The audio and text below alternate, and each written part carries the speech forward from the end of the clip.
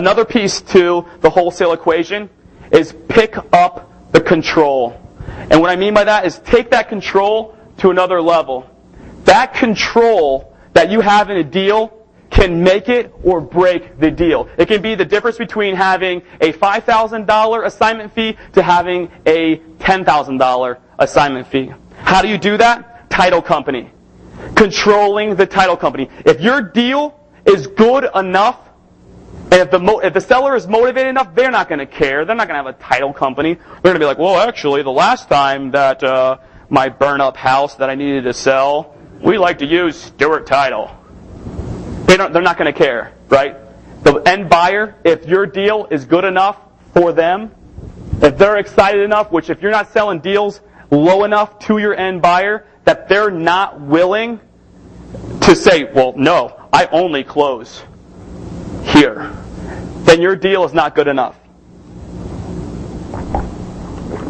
Always take control of the title company. I've had major problems with title companies not doing things the right way, with not releasing liens properly. I've had times when I've gone to closing and that there was supposed to be all the liens taken off, and I ended up having someone that died and they didn't have their deed in survivorship. Has anyone had to deal with that? It's a pain. You have to actually probate it. It's a major, major pain. It took another 2 months before we closed. I had to bring in an attorney. It was a major hassle. Control the title. Next piece is time to close. Keep the time to close. Allow yourself as much time as possible in order to close. In order to be able to do what it is that you need to do. Expect delays. Expect issues.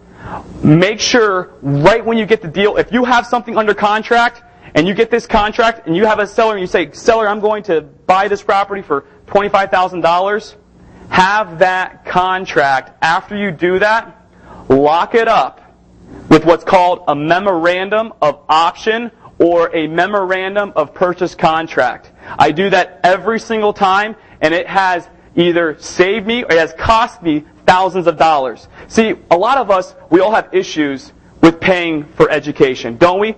What are these guys, or what are they going to be pitching me? We do some webinars, and I love giving surveys after the webinars on Real Estate Investor. They're like, well, I listened to this whole thing. It was some great free information, and then, they were charged. You guys were pitching something, right? And it's like, man, you don't get it.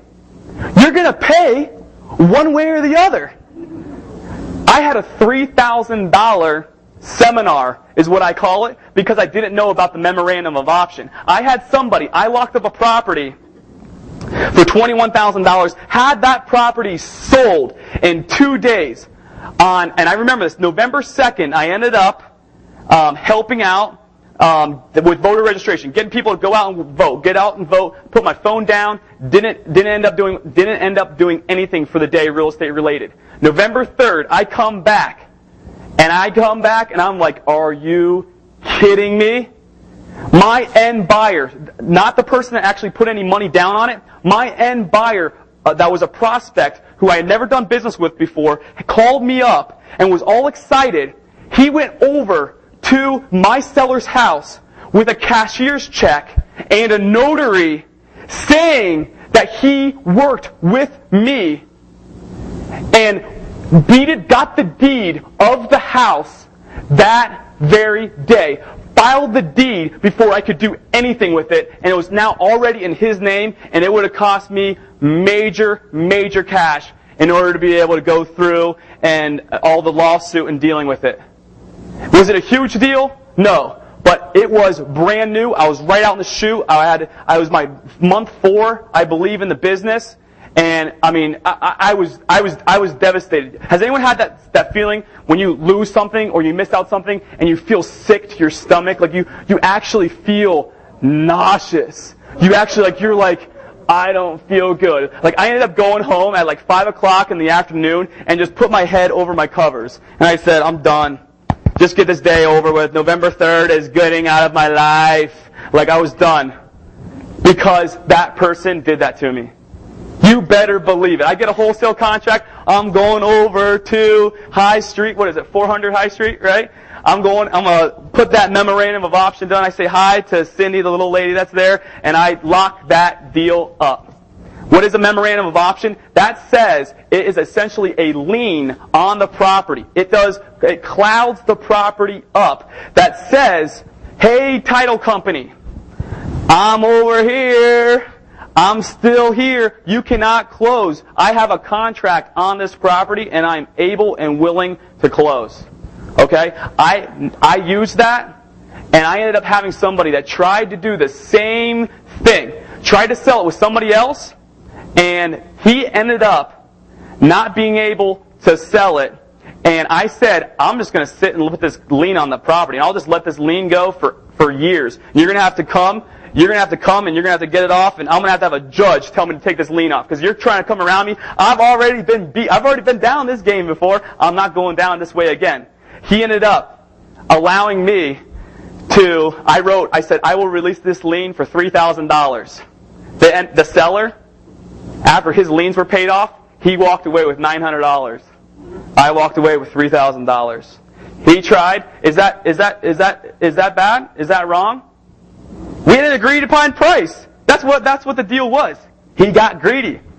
And if it wasn't Colin learning from the $3,000 seminar beforehand, he would have done it again.